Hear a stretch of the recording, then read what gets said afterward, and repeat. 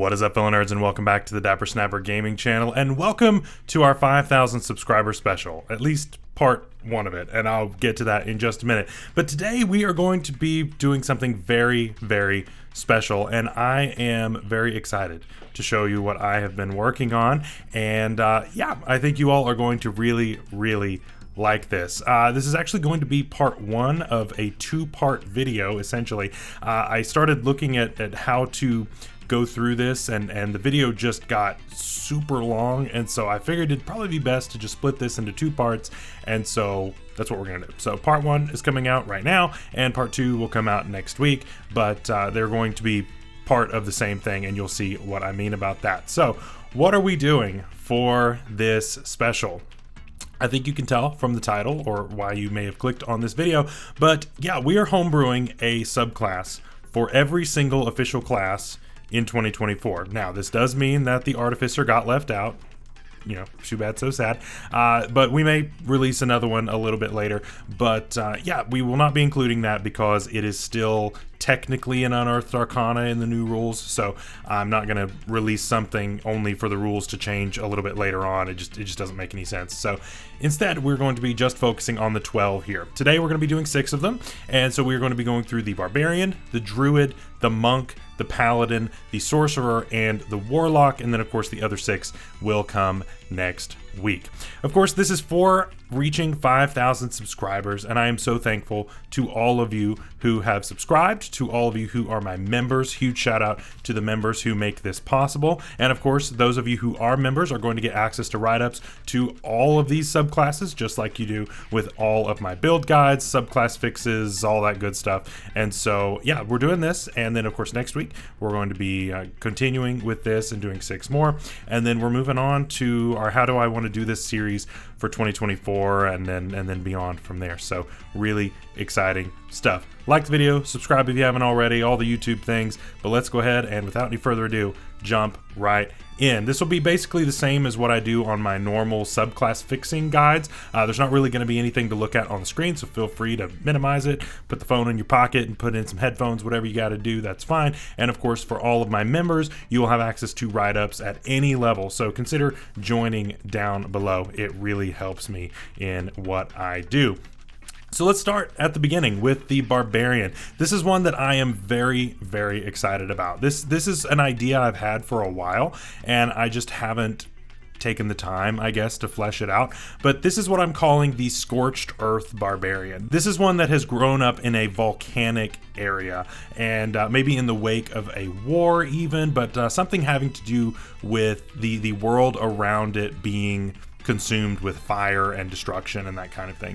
And so we're going to be focusing a lot on fire with this Barbarian, which I think is really cool. I don't think there's anything official that comes even close to this. There's nothing that I've seen that does this, and so I wanted to add this in. And so there's a lot of flavor in this as well as a lot of power. So let's go ahead and jump in. So I'm just going to be reading off of the page again that's available to all of my members, and we'll kind of talk about what I was thinking when I wrote all of this. So the first feature, of course, is going to be at level 3, and we get Volcanic Aura. So our rage burns so intensely that it must be unleashed. While you're raging, you gain the 2 following benefits. Number 1, you have resistance to fire damage, so that's on top of your bludgeoning, piercing, and slashing.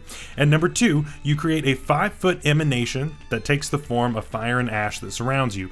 When you activate your rage, and as a bonus action, while your rage is active, you can force creatures of your choice within the emanation to make a dexterity saving throw. DC, of course, is based on your strength modifier.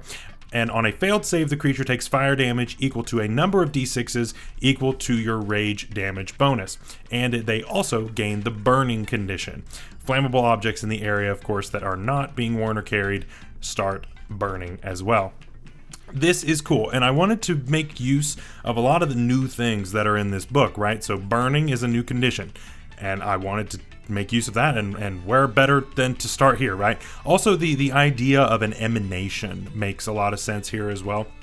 Emanations are not new when it comes to Dungeons and Dragons. It's just a little bit better worded than, 30 feet centered on you, right? It's basically the same thing as that. It's just a new word. And so basically 5 feet all around you, anybody that's right within your melee range is going to be affected by this. And of course, you're going to be wanting to close that distance anyway as a barbarian. So it makes sense. And this is just going to add on to that damage and possibly cause the burning condition, which of course is going to add on extra damage every single turn, which is really, really cool, or waste utility in trying to put that out, which is really good. I think that's really cool, and it adds a lot to it. Gaining resistance to fire damage is of course really nice. Fire is of course still pretty common. I've not gotten the chance to fully read through the monster manual yet. I do have it. I got it this week, but I have not gotten to fully read through it, so I don't know if they've changed that around just yet. But I do know that monsters have gotten more powerful overall, and so having resistances is going to be really nice. Also at level 3 we get a bit of a ribbon feature, and I'm calling this living off the land. So living in an environment with little food has taught you how to conserve your energy. You can go a number of days equal to your constitution modifier with no food or water without suffering from malnutrition. For example, just to kind of put this into context, if you have a constitution bonus of +3, you can go 3 days before you then have to start making the constitution saving throws instead of it being on the first day. So that's again, who actually plays by these rules? Not a lot of people, so this may never even come up, but it's a nice little ribbon feature there. In addition, you can survive on half as much food as normally required by a creature of your size in the food needs per day table. So this, I think, it's all ribbon, right? And there may be tables where this is completely useless and it doesn't even come up at all. It is in the rules. Technically, it's there. So I wanted to put it in there, but it may or may not even make a difference. So I wanted something that is practical and useful for everybody, and then something that's more ribbon feature and may even not be used at all. At level 6, we get Blazing Soul, and the damage dealt with our volcanic aura now ignores fire damage resistance. So that is pretty important as well, because again, there are a lot of things that do resist fire. There are other things that are immune, and of course, they're not going to care, but at least you'll get around resistance, which is really nice. And we are also now immune to the effects of extreme cold. And I did put in page number references for you on these guides for where to find the rules on food needs per day, as well as the extreme cold rules from the DMG. At level 10, we have Ashes to Ashes, and I like this one. The name just made sense, and the name is really what inspired the feature, but so I like that a lot. So the size of our emanation is now going to grow by 10 feet, so that's a total of 15. And in addition, while we are raging, when we would be damaged by a creature within our emanation, we can use our reaction to teleport a number of feet equal to half our walking speed. When we do that, we take no damage and leave behind an ashen burst that makes it difficult to see. We can force a number of creatures equal to our strength modifier to make a constitution saving throw, again based on our strength mod, within the area of our emanation before we teleported. If they fail the save, they are going to be blinded for 1 minute. However, they can repeat that save at the start of their next turn, and they gain advantage on the save if they leave that area where the ash was left behind. Once we use this feature, we cannot do so again until we finish a short or long rest. I think this is cool. It's a get out of jail free card. It's a free teleport as a reaction, possibly cause a blinding effect, which I think can be really good. Yes, it might be easy to get out of it because then you just get out of the emanation of the area that's affected, but still, I think that it's really cool, and I like the ability to teleport on a barbarian. Why wouldn't I, right? Really, really fun there. And finally, at level 14, Conflagrant Form. The fire that burns within can no longer be contained. We now gain the following benefits while we are raging. Number 1, we are now immune to fire damage.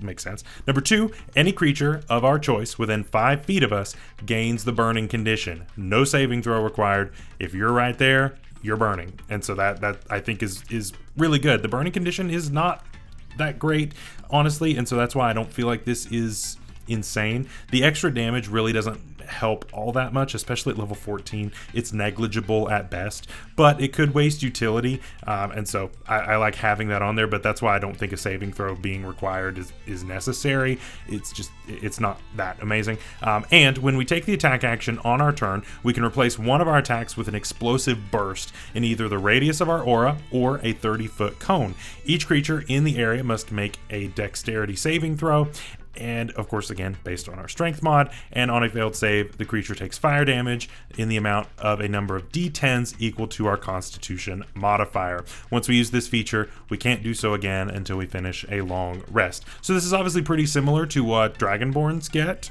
innately. The damage is going to be probably a little bit higher on this than Dragonborns if you've got a pretty decent constitution. And of course, with your capstone, you can make this even more powerful. But I think that this is a lot of fun to be able to have that burst damage and you can just replace one of the attacks, right? I think that's really, really good. And I like this a lot. I think this subclass is fun. Is it overly powerful? I would say no. I think that fire damage in general is still one of those that is overly used and also overly resisted, and people have immunities to it. And so this is probably not a great thing to bring to something where you're going to the hells. Yes, you'll have your resistance, but you also are not going to get a whole lot of extra damage off, right? So that's not that great. Where you may see some extra help is somewhere like Icewind Dale, right? You're not suffering from extreme cold, and you deal a bunch of fire damage, and that may be the place where this would absolutely shine. But either way, I think it's cool. Having teleportation as a barbarian, having a burst attack is great, having an extra resistance, being able to deal a lot of passive damage is really cool. So yeah, we don't add any extra damage to our actual attacks, but we're also a barbarian, so we're going to be dealing all that damage anyway. And so I think it's really cool having that emanation, having that constant aura of just dealing a bunch of fire damage.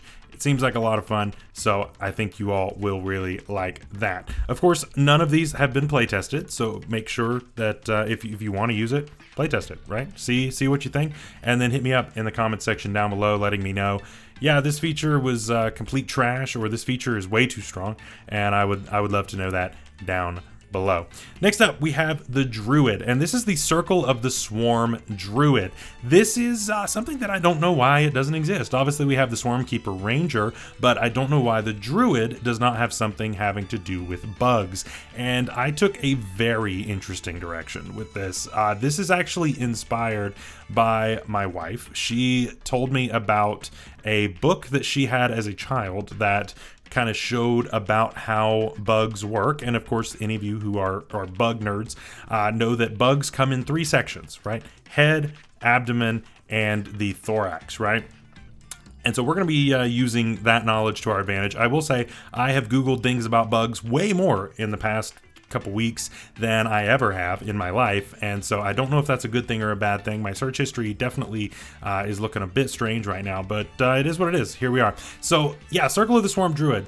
We're going to be taking a direction similar to something like the Stars Druid, in where we transform into something, but we do not lose our ability to cast spells, all that good stuff. Because of that, there is not going to be an expanded spell list, and I also don't think that there are enough spells that are bug related for this to make as much sense. So yeah, we're going the way of the Stars Druid. No expanded spell list, but we have a weird transformation that I think is going to be very interesting in how I've chosen to scale it. So what we get is insectoid form, and we're going to get this 3 times. 1 for each section of the body. We start off with the head, and I will go ahead and read how this works. Again, this is very similar to the Stars Druid. So you gain the ability to partially take on the form of insects that you call allies. As a bonus action, you can expend 1 use of your wild shape and take on an insectoid form rather than transforming into a beast. While in that form, you retain your game statistics, but your body will partially or fully transform in the appearance of your choice. The form lasts for 10 minutes, and it ends early if you dismiss it, are incapacitated, die, or use this feature again. Your power is only able to transform your head for now, and you may choose from one of the following options and take on the appearance of an insect of your choosing that has the appropriate trait. Any feature of this trait gained at this level or later that deals damage will allow you to use your wisdom modifier instead of strength when calculating attack and damage rolls.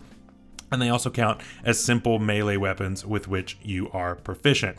Had to kind of add in all the things here so that we don't end up with you're not proficient with this thing that you have. That would not be good. So what do we get here? Here at level 3, we get for head, we get a beetle's antenna. We get blind sight to a range of 10 feet. not bad, not bad. Definitely a fun thing there. Next up, we have the Mosquito's Compound Eyes. We have your passive perception rises by 5, and your initiative cannot be lowered as a result of being surprised. We'll come back to that. And finally, the Horned Beetle's Horn. You grow a large horn on your head, and it deals 1d8 piercing damage on a hit and has the Reach property. So, Beetle's Antenna, yeah, pretty much self-explanatory. Blind sight, 10 feet. It's blind fighting style, right? So you get that for free, which is kind of cool. Is it worth a use your wild shape? Maybe not by itself, but adding on other things that are coming later, I think it comes with some nice things. So definitely one that we probably won't use a whole lot of right now, but I think that as we get to higher levels, I think the worth of this definitely goes higher. Next up, the Mosquito's Compound Eyes. Our passive perception is going to go up by 5, which is basically kind of like the alert feat, at least the old alert feat. And then your initiative cannot be lowered as a result of being surprised. So surprise has changed in 2024. It is no longer... Basically, I always treated it as a condition that you have that just doesn't allow you to do anything, and then the condition ends at the end of your turn. So now all surprise does is just gives you a negative bonus to your initiative. That's all it does. And so obviously it's very different than what it used to be, but you can act on your turn. You just have a bad initiative. So yeah, it's a little funky because because you could roll really high and still get higher than somebody else, which kind of defeats the purpose, but it is what it is. So I understand it for balancing purposes. It's fine. And let's be real. Nobody did surprise right. And let's also be real again. I don't think anybody's going to continue using surprise the right way, but we're going with rules as written for how this goes. So yeah, your initiative is not going to be lowered. You're going to take what you take, which is pretty cool. And finally, you get a weapon that you can use, which is pretty cool. Deals 1d8 piercing damage, and it has the Reach property. Now, one thing I did not do is give these the mastery, any of the mastery traits. I am interested to see if I'm going to need to do that, just in case someone thinks about doing any kind of multi-classing. I have a feeling I'm going to need to add those, and if so, you might see that on these later on as I change these. That is another thing. These may change over time, and so again, if you become a member and look at this, I may update these as rules change and as new things come out. I may update these just to make them a little bit more balanced. So, but yeah, that is level 3. At level 6, we get the abdomen part instead. So now we have both the abdomen and the head. The abdomen, of course, is the tail area. So we have the middle still as nothing. So yeah, we're gonna look pretty freaky. Our head is gonna look like one insect, and then our tail region is going to look like a different one, and it's gonna be interesting. It's gonna be really interesting. So our ability to channel the power of insects has grown. We can now choose an abdomen from the list below, and when you choose your wild shape to transform into your insectoid form, you may now choose an abdomen as well as a head and gain both benefits. You grow a sharp stinger, of course, and that is again simple melee weapon, proficient, all that. It deals 1d6 damage on a hit of piercing, of course, and you may force the target to make a Constitution saving throw against your spell saving throw DC, and on a failed save, the target is poisoned until the end of your next turn. I think that's pretty fun. Next is the Earwig's Circe. I did not know that's what those were called, but I do now. Again, my Google results are very weird. These large pincers can be used to damage and trap. They deal 1d6 piercing damage on a hit, or you can forego the damage and just grapple the target. So that's another option if you wanted to go that way. I think grappling could definitely be useful. And you're going to see how this gets buffed a little bit later as well, so we'll come back to that as well. And then finally, Spider's Spinnerets. So as a bonus action, you can shoot a small area of webs, making the ground sticky. These webs function the same as the web spell with the following changes. The range is 30 feet, so a little bit shorter. The concentration is not required. The webs only fill a 10-foot cube rather than 20, and the webs disappear after 1 minute or until we use the feature again. So we can't just be popping them everywhere. That'd be insane. So if you use it again, the original webs are going to disappear. Does that make sense logically? No. Does it make sense mechanically? Yes. And so it is what it is. So I have to do that for balancing purposes, but I still really like this feature. There's a lot of really good utility here. And of course, the Stinger and the Circe are nice for damage, possibly adding a condition on there, either grappled or poisoned. Both of those can be really gnarly, and I like that a lot. And then the Spider Spinnerets, of course, adding on Web, which we know is a really good spell, so I like that a lot as well. Level 10, we are going to get Insect Companions. We're going to be taking a break from our insect form for just a minute, and so we now always have the giant insect spell prepared, and in addition we can cast it without using a spell slot. When we cast it in this way, we do not need to concentrate on the spell, and the creature gains the following benefits. Could be multiple creatures, but they're at least one whenever we cast this. So the creature gains the benefit from the head of one of our choices of head. You can choose one of those and give that to your summon or your enlargement on that. All attacks a creature make ignore resistance to bludgeoning, piercing, and slashing damage, and then a creature gains a bonus to its armor class equal to your wisdom modifier. A lot of these bugs have really bad armor classes. There are a couple exceptions, but for the most part, they're pretty bad. And so getting that extra is going to be really, really nice. And then, of course, being able to ignore the resistance to bludgeoning, piercing, slashing is great. The ignoring of magical bludgeoning, piercing, and slashing is not really a thing anymore in 2024 rules. And so that's why this has to be worded a little bit differently if you're coming from 2014.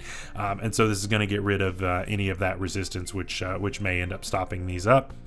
And so a creature is going to remain in this giant size until it drops to 0 hit points if we use an action to dismiss the effect, or if we cast the spell again. We cannot just create a huge army of them. If you try to do it again, they're going to revert. So I think that would be insane if we allowed this to be done multiple times, especially since we don't have to concentrate on it. So yeah, this is going to only be, you get one round at a time, and then after that, you're done. And once we cast the spell in this way, we cannot do so again until we finish a long rest. Of course, we can carry, if the creature lives, then it could stay with us through the long rest if you wanted to, because it's not tied to anything like that. But if you decide to try to cast this again to get something different, then of course it's going to go away.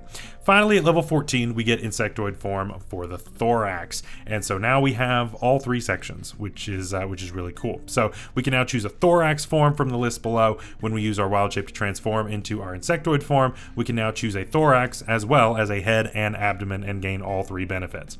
Number 1, Ant's Might. Our strength score is going to become 20. I think that is super good. You are now going to be stronger than the Barbarian. And you know what? It makes sense. It makes a lot of sense, honestly, because ants are super strong in relation to their size. It's ridiculous. And so that's why I think that's really cool. I didn't write in there about your carrying and dragging and all of that being doubled. I may consider doing that and maybe backing off the strength score just as a balancing thing. But I feel like if you're taking 14 levels of this, you probably are okay. And so that's why we're doing that. And of course, regular wild shape, you're going to take on the form of the new beast. And so there's not really a huge issue I see with this. We get Ladybug's wings possibly, and we gain a flying speed equal to twice our walking speed, which is really good. That's really, really good, actually. We may end up backing that off to just our walking speed, but we'll see about that. And then finally, Mantis's scythes. Each of our hands become a sharp scythe as long as they are both empty, and once on each of our turns, when you attack with these scythes using the attack action, you can make an additional scythe attack as part of the same action. And of course, these are dealing 1d8 slashing damage per hit. Really cool. In addition, all benefits granted by the abdomen form are now able to be used as a bonus action on our turn, and we also gain the exoskeleton that of course all insects get, and that gives us resistance to bludgeoning, piercing, and slashing damage while we are in this form.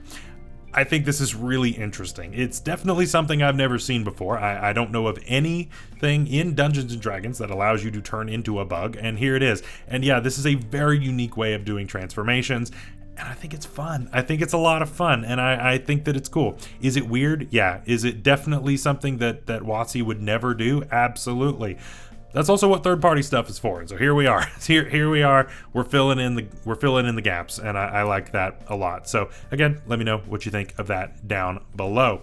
Next up, we have the Monk, and I'm calling this the Warrior of the Tranquil Lotus. This is going to be focusing on, well, focus, and I think that it's a lot of fun. Of course, they did get rid of it being called key points, which I think is, I personally think is not optimal. I think it should be called key points, but it is what it is. It's now focus points. And so that's what we have got here, and I'm kind of taking that part and a little bit of a feature that's been majorly buffed and really focusing in on that. And so that's what we're doing with this. Number 1, at level 3, we get Guiding Hand, and we're going to get the Guidance cantrip.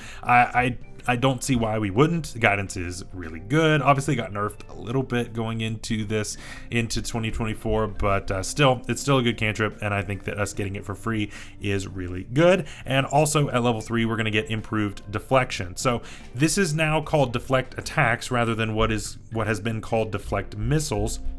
And so it's now a lot more general. And to me, that's something that I can run with, right? And so our focus allows us to redirect energy. I'm thinking like Kung Fu Panda, right? In Kung Fu Panda 2, when he's deflecting all of the things, that amazing movie. If you haven't seen it, you gotta watch it. But yeah, so this is deflect attacks now, and it actually gets buffed later on at level 13, I believe, where it's anything. It's not just bludgeoning, piercing, slashing now. So it's been buffed massively, and it's deserved. It absolutely needed to be this way from the beginning, and here it is. So when we use our deflect attacks feature and it reduces the damage to 0, we can now redirect the damage back without a cost of a focus point, because to me it's dumb that it costs a focus point to do that. We can also roll 1 additional martial arts die when calculating the damage that we send back. It makes no sense. It makes 0 sense that we have to spend a key point for this, or a focus point. Again, I'm gonna keep saying key point because that's what I'm used to.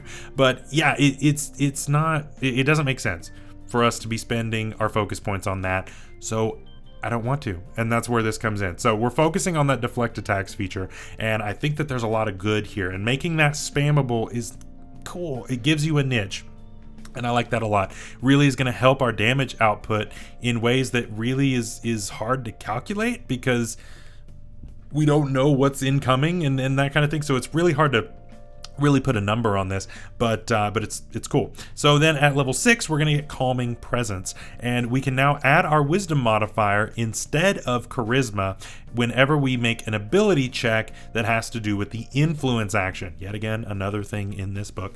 And additionally, an indifferent creature is going to be treated as friendly. Again, these are new rules in 2024. It's something that basically was an unwritten rule, and now it's actually written in the book. But essentially what this is when you are trying to convince somebody of something, or even lie to somebody to get them to do something, and any of that is going to be called the influence action. And so it's a number of different rules, or a number of different skill checks that are involved with that. And the DC is determined on whether someone is indifferent, friendly, or hostile, and it's whether you have advantage or disadvantage and all that. Bunch of stuff. It's all in the PHP. But essentially what we're doing here is they're pretty much all going to be charisma checks, but we're going to use our wisdom instead, because that in theory should be a lot better on a monk. And so that is what we're doing there. And additionally, indifferent now is treated as friendly, which is going to make those checks a lot easier. So you're going to be the negotiator. You're going to be the monk that also has the ability to kind of be the face of the party in a way, which I think is cool. I don't know of another charisma monk that's out there, so this is cool. The other feature we're going to get at level 6 is going to be Superior Deflection, and this is going to add our Wisdom modifier to the damage that we reduce with our Deflect Attacks feature. It's great. I think that's really cool, being able to reduce that even further. It's going to allow us to make that damage hit 0 a little bit more reliably, and so we can't really complain with that. At level 10, we're going to get another feature called Quiet in Chaos, and this is one I think is cool. We basically are going to be able to share our patient defense. So whenever we spend a focus point to use patient defense, so again, you get part of this that you can use for free without using a focus point, or you can make it a little bit better by spending one, which again is cool. It's a great way of balancing this. So whenever we do spend the focus point on this, we can now share that effect with another creature within 60 feet of us that we can see. On that creature's next turn, it can take the disengage and dodge actions as a bonus action, and immediately it gains temporary hit points equal to 2 rolls of the martial arts die, same thing as what we gain, and any creature with those temporary hit points still intact are going to be immune to the charmed and frightened conditions. Level 10 is a really good time to be getting this. Yeah, it's maybe a level or two late, but I mean, subclass is what it is. And so being able to be immune to those is cool, even if it is on a temporary basis. It definitely is going to help out your squishies, your ones that may be targeted with this kind of stuff, or it could be great for your frontliners, you know, if they're a little bit bulkier or maybe aren't taking as much damage, even though they are frontliners, have a really high AC. That may be somebody to target with that, and I think that's really, really cool. So yeah, really awesome there. And finally, we have level 14, and this is one I'm excited about this. I really like this.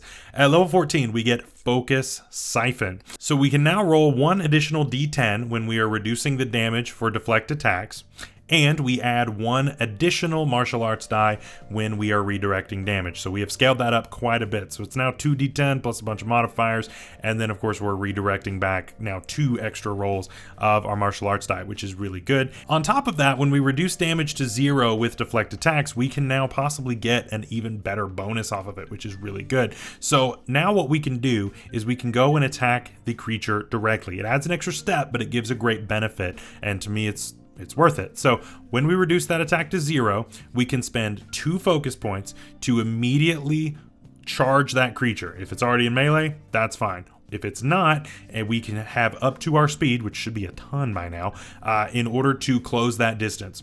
Any movement is not going to trigger opportunity attacks in order to close that distance, but we are going to get there as soon as we possibly can. And then if that does hit, we deal the damage we normally would, and we regain 3 focus points. Notice we spent 2 and we get 3 back. So this is a way to possibly get back focus points. This is not something I'm going to be limiting on a per day basis.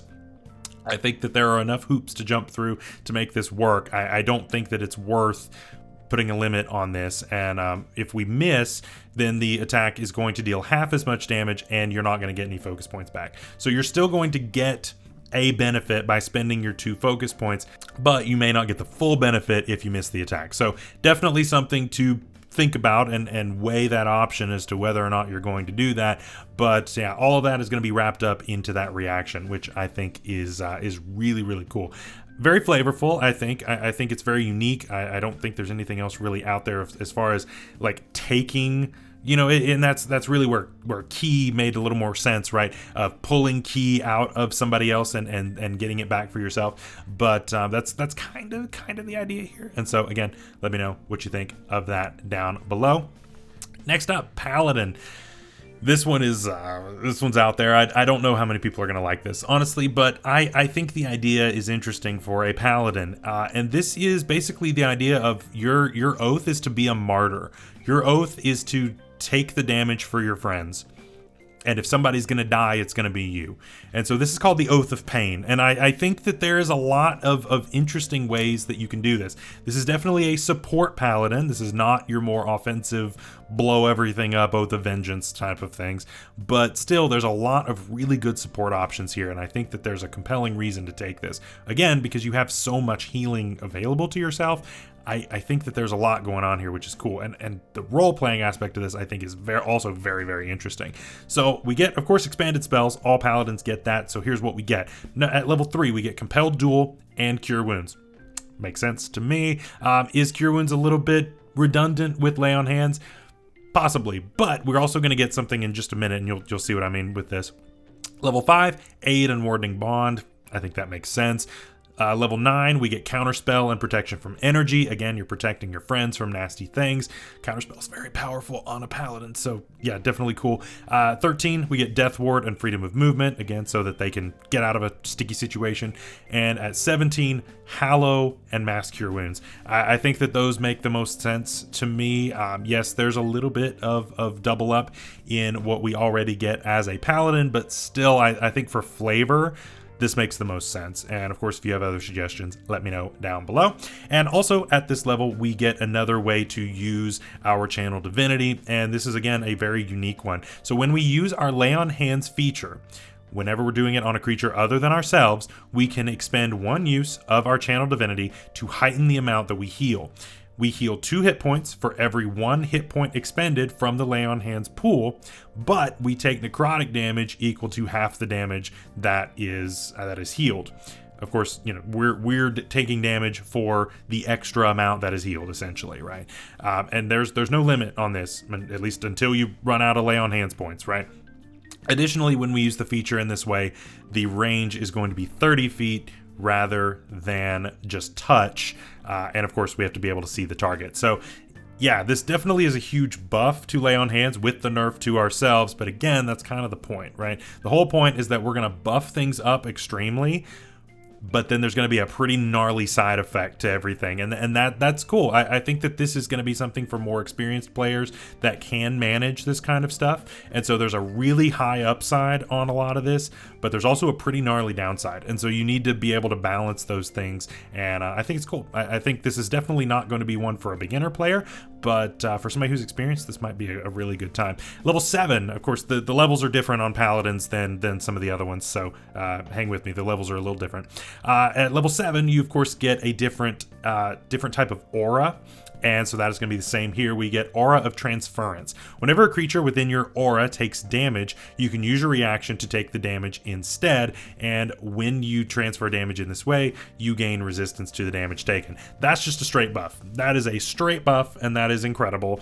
Yeah, it uses our reaction, which of course could be tough. It means no opportunity attacks, so you do need to be careful of when you use this, but it could definitely save your allies' lives, which is really cool.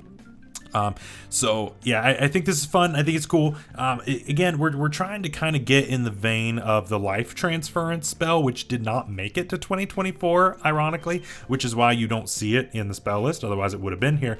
But yeah, that doesn't exist anymore. So here we are having to kind of make a subclass around a spell that is defunct now.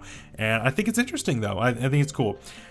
This is also, again, I'm also now introducing in level 15 a mechanic that I've never seen in something official before, and I'm calling this Holy Martyr. So knocking you down is only going to make your allies stronger. Whenever you're reduced to 0 hit points, you can choose a number of creatures equal to your charisma modifier within 60 feet of you to gain one of the following benefits. The cost indicated in the table below is that of immediately failed death saves. That's right. You now, when you fall to 0 hit points, you're going to send out a burst of something. However, you might be able to buff that up at the cost of you possibly dying, and that's where this becomes interesting. Now, it's level 15. Death is not that scary, honestly, at level 15, so that's why this is actually pretty good. So at no cost, you can heal the creatures by a number of d10s equal to your charisma modifier. No cost, just heals them, which is cool. At no cost, again, the next attack roll made by those creatures is with advantage. Really cool, really good stuff. No downside to that. Now we get to the downside. For one failed death save, the healing amount is going to be increased by an amount equal to your paladin level. So now it is charisma modifier d10s plus at least 15, which could be really good. Definitely could be really good. Another one roll is that all affected creatures now gain the benefit of the Lesser Restoration spell. Definitely a little bit more situational, but definitely could be very, very helpful. For 2 rolls, yeah, it's getting sketchy. For 2 rolls, you get the effect of the Greater Restoration spell, so that could knock out something pretty gnarly as well if you need it. And then another bit of 2 rolls is all the affected creatures gain advantage on death saving throws for the next minute. I think that one's really cool too. Being able to keep your allies from meeting the same fate that you possibly are about to as well, definitely could be cool. Very risky, but definitely could be good. I thought about adding a 3 roll, just you instantly die and then instantly heal everybody up to full or something crazy like that. I'm gonna hold off on that because I don't know that I want to add a feature that literally kills you. I think that's a bit much. So I'm not gonna do that. I'm not gonna do that. So we're gonna see how that goes. But once we use this feature, we cannot do so again until we finish a long rest, or unless we expend a 4th level spell slot or higher to use it again.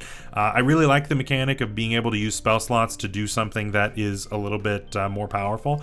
And yeah, that's what we're doing with this as well. And finally, level 20, we get Ultimate Giver. We enter a state of reckless abandon to keep our allies in the fight, possibly at the cost of your own life. As a bonus action, we enter a sacrificial state, and we're going to gain the following benefits for 1 minute. You're now vulnerable to bludgeoning, piercing, and slashing damage. This also is going to cancel out the resistance that you got from Aura of Transference, so be careful on that. If a creature within your aura falls to 0 HP, you immediately can raise the creature to 1 hit point. For free. It happens for free as long as they're within your aura. All attacks against creatures of your choice other than yourself in the aura have disadvantage. Again, you're keeping your allies safe. You have no such protection, but your allies are safe. And so basically this puts a huge target on your head. And so everybody's going to be huddled around you trying to keep you, and you're going to be giving them all these buffs. But there's a massive target on your head, and everybody's going to be targeting you, and you may end up going down. But again, if you do go down, then you've got the feature from before, which is going to blow something really, really powerful when you hit 0 HP. So again, all of this kind of works together. Creatures of your choice in your aura have advantage on all saving throws. Again, that's really good. And any healing that you administer, the amount of hit points healed is doubled. Really, really strong. Really, really strong. Now, of course, this is a level 20 feature. It should be strong. But again, this is very much risking your own life. You're going to be taking tons of damage, assuming they get around your AC.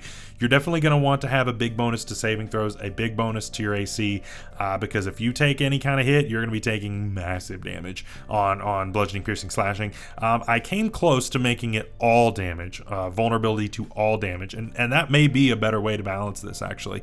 Again, let me know what you thought down below. But when the time has run out, you choose to end this state, you're going to hit 0 hit points anyway. And I think that that's what makes this a little bit more powerful and a little bit more restricted. Is going to be, you're going to hit 0 hit points regardless. They're going to be trying to get you there, and you're going to get there regardless. So, and again, then your feature pops off right when you hit 0 hit points. Once we use this feature again, can't do it again until we finish a long rest, or unless we expend a 5th level spell slot, which is a very, very, very coveted commodity that we don't want to just be using willy-nilly, because that could be an upcasted Divine Smite, right? So yeah, this is the ultimate martyr to me. I think that this has a lot of upside, a lot of really good upside, and a lot of really bad downside. And so for an experienced player, I think that this could be a ton of fun, and definitely add a challenge in there to keep this alive, but also to buff the heck out of your allies, which could be a ton of fun. Really, really fun stuff. Next up, we've got the Sorcerer, and this is the Spore Sorcerer. Again, there is nothing like this. And listen, somebody got a little too curious with the mushrooms. Somebody got a little too curious, and you can take that however you want to, but somebody got a little too curious with the mushrooms, and that's what leads to something like this that now has been passed on through a lineage. There's some mushroom stuff going on, which is a little weird, but here we are. So yeah, we are now going to get some fun fungal and spore based things as a sorcerer, which I think is very interesting, and I think that this can definitely work. We of course get extra spells because we are a sorcerer, and pretty much all of them get an expanded spell list now. So at level 3, we're going to get blindness and deafness, we're going to get inflict wounds, ray of enfeeblement, and ray of sickness. Of course, you get 2 first and 2 second level spells here at level 3 since you got spellcasting back at level 1, but you don't get your subclass here until level 3. Again, it's a weird quirk of the way 2024 works now. Level 5, we're going to get animate dead and vampiric touch. Vampiric touch, I don't know if I'm quite sold on that yet, but there is a bit of a mushroom-ish part of that where they kind of are parasitic in that way. At level 7, we're going to get Blight and Polymorph. I think that makes sense. And then Cloud Kill and Raise Dead. I think those make a ton of sense as well. So yeah, as far as that goes, I think it's very, very thematic and all kind of checks out there. Also at level 3, we're going to get Protective Spores. And so whenever we're hit by an attack by a creature that's within 30 feet of us, we can use our reaction and spend 1 sorcery point to force a Constitution saving throw against our spell saving throw DC. On a failure, we're going to roll a d4, and the target is subjected to a condition based on the table that is listed on here. The effect is going to last for 1 minute, and of course, the target can repeat the save at the end of its subsequent turns. If you roll a 1, it's the blinded condition. If you roll a 2, it's the deafened condition. If it's a 3, it's the poisoned condition, and 4, they fall asleep. that can be very gnarly, right? That's technically the incapacitated condition, because asleep is not really a condition actually, but it's the incapacitated condition, and of course it's going to end early. Same as the sleep spell. If somebody comes up and shakes them, and creatures that are immune to sleep, like elves, or immune to exhaustion, it's not gonna work on them, but still could be really gnarly. So yeah, definitely really cool, and we can use this feature a number of times equal to our charisma mod, and then otherwise it's a long rest to get it back. I think it's cool. I think it's fun having that reaction to do a status rather than extra damage. Definitely makes it unique in my opinion, and works with the fungal nature of things. Level 6, we get Fungal Servants, and so our magic is going to be bolstering the dead that we can reanimate. You see it all the time, right? If you've played Baldur's Gate 3, there's a Myconid cave in there, and they start raising people from the dead. It's a thing that happens all the time, right? And we already got the Animate Dead spell at level 5, so we might as well make use of it. So when we cast the Animate Dead spell, we can now give our summons the following benefits. When we cast the spell, we can target one additional corpse or pile of bones, whatever.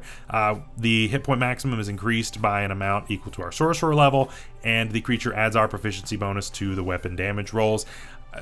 It's the same thing as the Necromancy Wizard. It's the exact same thing, and it makes sense. I've talked about the Necromancy Wizard in 2014. It's really good, and it makes a ton of sense, and it's balanced well. If it ain't broke, don't fix it, right? I think it's good. I think it's good how it is, and so we left that exactly how it is. Here we go.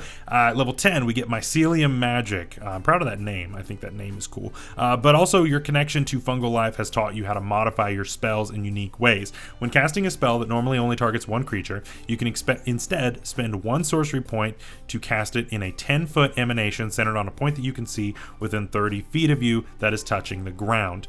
The spell must have a casting time of 1 action and cannot be a ritual. I think this is interesting as well. Again, this is basically like you grow some spores out of the ground, and then they puff up a puff of smoke of magic spores or something, and then the creatures in that area are affected. It's a pretty small area, and essentially I don't even see this as a feature. I see this as just another meta magic option.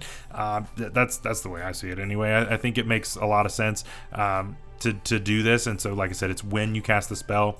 So it's basically just another meta magic option. So you can change the targeting from one creature to a 10-foot emanation. What that means is, that means we can haste, or you can slow some things that are together, or name something else, right? There are a lot of options for this, and I think that there are some really gnarly options that you can get into, especially here at level 10, and it's only going to get worse. So I think that's cool. Is it niche? Yes, it's very niche, but if your allies know to bunch up, you can just and then you haste a bunch of them. That's super good. That's super good. And so to me, I think that makes it worth it. Level 14, we get Fungal Form, and so now you just gain all this stuff. I didn't make this a with a bonus action you transform and da. No, this is just you get it. That may be too much. This may need to be a bonus action you get all the things, but we're gonna try it without it. So you're gonna gain resistance to necrotic damage, immunity to the poison condition, which are both they're fine. They're good, but they're fine. You get advantage on death saving throws. Cool, but also that is again a racial feature from the Reborn. So, if a spell such as Raise Dead has the sole effect of restoring you to life but not undeath, the caster does not need material components to cast the spell on you. That's an old zealot thing. Again, it makes sense here.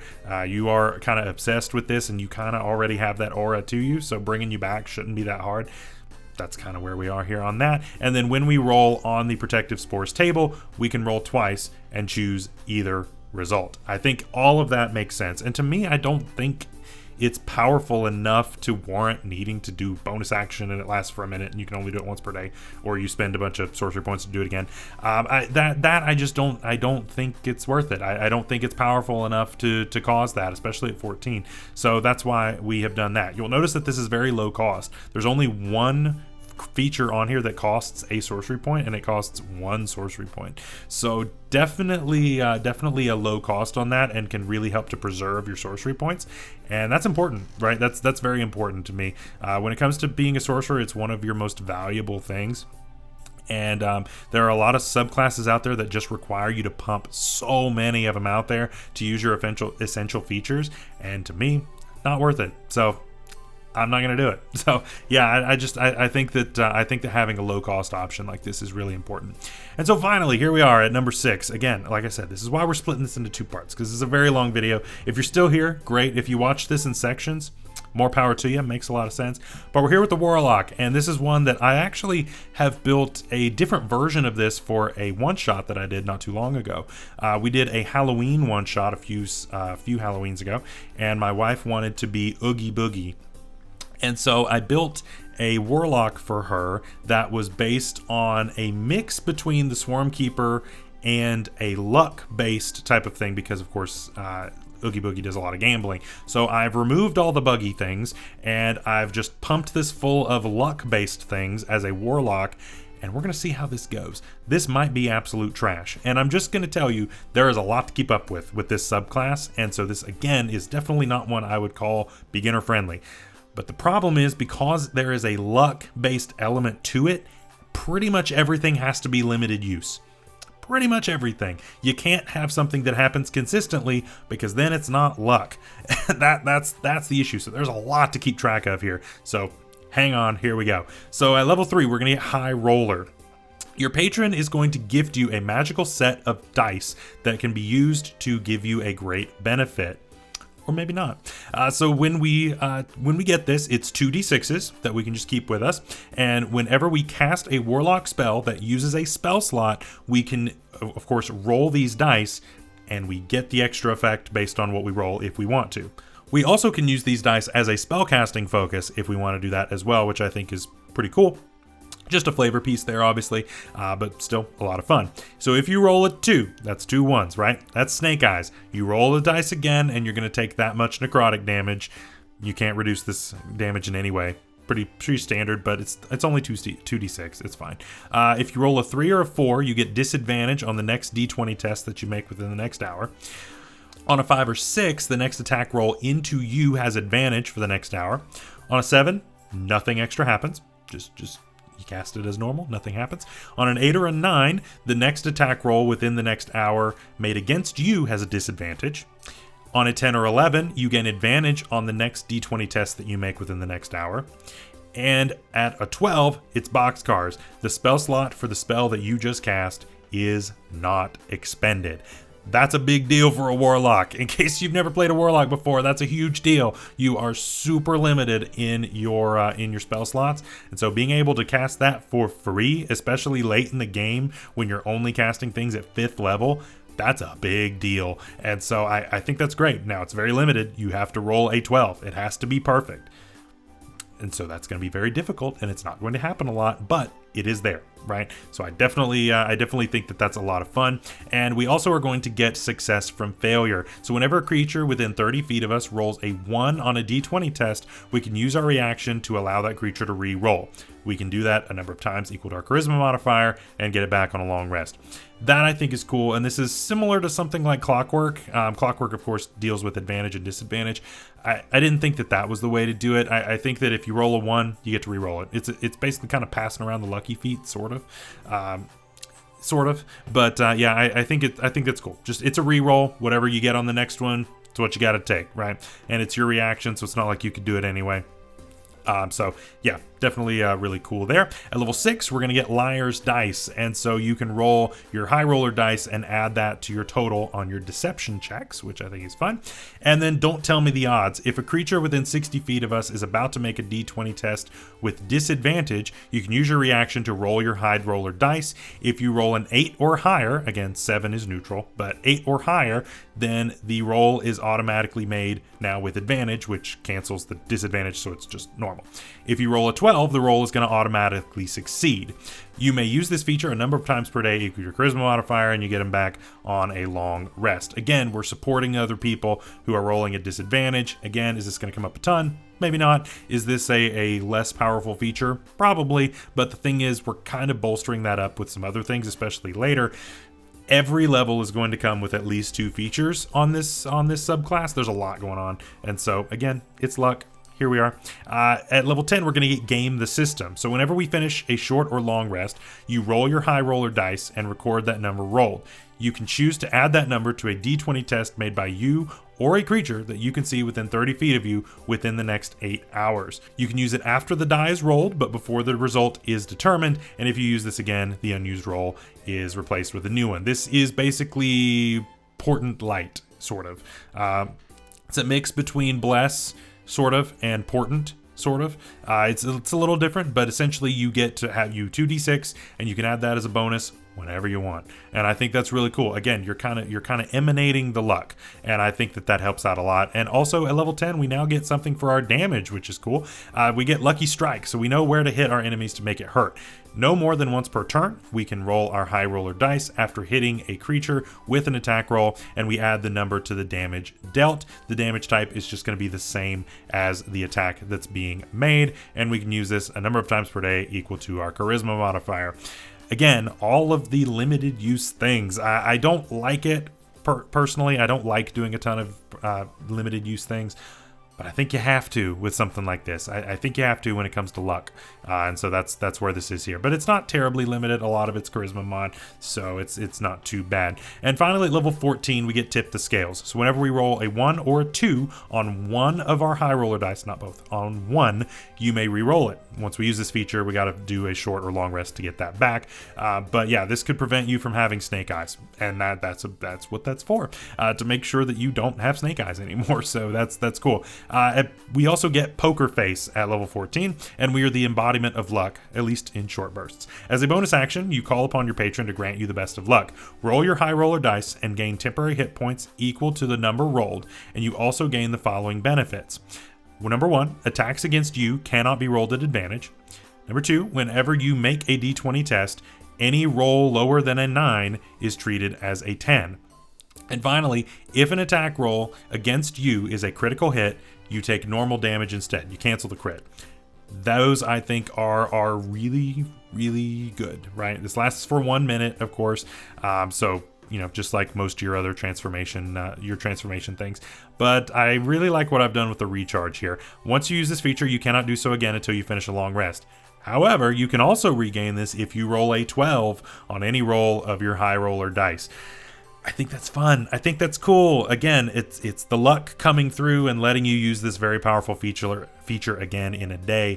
And I think you should be rewarded for getting good luck and rolling your high roller dice. So that is it for today. I know it's a very long video. I don't normally make videos that are this long, but I think it's worth it. And so this is part 1. Part 2 will, of course, include all of the classes that I did not mention today, not counting Artificer, because that will not be mentioned. So Bard, Cleric, Wizard, all the others in between. I will have ones for all of those coming 1 week from today.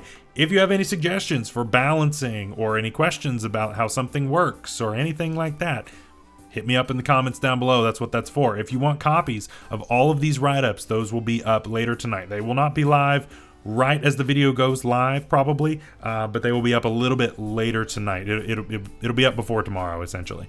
So yeah, make sure to check that out down below by clicking the join button, and at any tier, you'll get access to all of this. So again, thank you all so much for watching. Thank you for being here. Thank you for getting us to this point that I get to make a big video like this. And I'm super excited to show you the rest of what I have come up with. I've pretty much got everything lined up for next week. I just didn't want the video to be too long, and so that's why we're spacing these out a little bit. But yeah, until next time, stay safe out there, stay healthy. We'll see you next time. Bye-bye.